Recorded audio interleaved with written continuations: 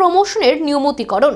রিয়াং সম্প্রদায়ের জন্য 2 বছরে 16,000-এর উপর ঘর নির্মাণ এবং গৃহপ্রবেশ অনুষ্ঠানের জন্য রাজ্যের মুখ্যমন্ত্রী অধ্যাপক ডক্টর মানিক সাহা এবং মন্ত্রিসভার সদস্যদের ধন্যবাদ এবং অভিনন্দন জানিয়েছে প্রদেশ বিজেপি।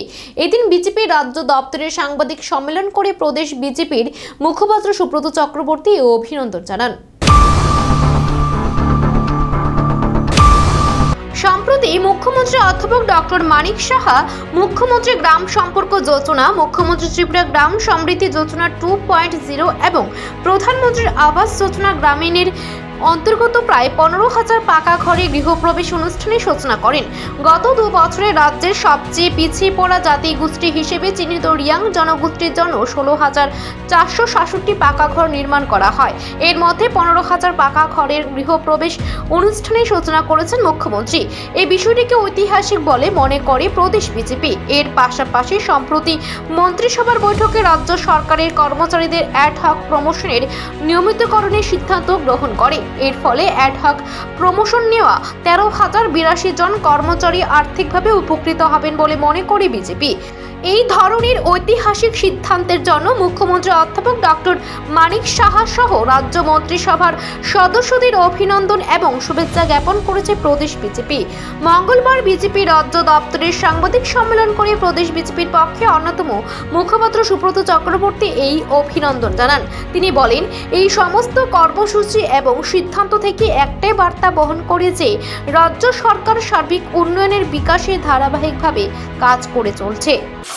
তৃতীয় বিষয়, যেটা গতকাল একটা ঐতিহাসিক বিষয় হয়েছে, একসঙ্গে বোতাম টিপে মাননীয় মুখ্যমন্ত্রী প্রাইম মিনিস্টার আবাস যোজনা গ্রামীণের অধীনে 15,000 2 বছরের মধ্যে নবনির্মিত 15,000 গৃহপ্রবেশ ঘটিয়েছেন।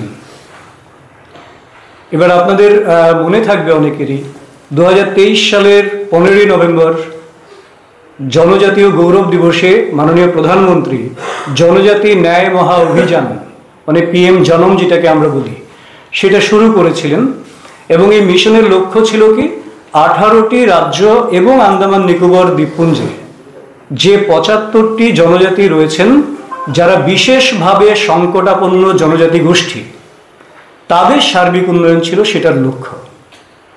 এবং সেই নিরিখে ভারত সরকারের নির্দেশিকা অনুসারে রাজ্যে একমাত্র রিয়াং জনজাতি গোষ্ঠীকে এই মিশনের আওতায় আনা হয়েছে।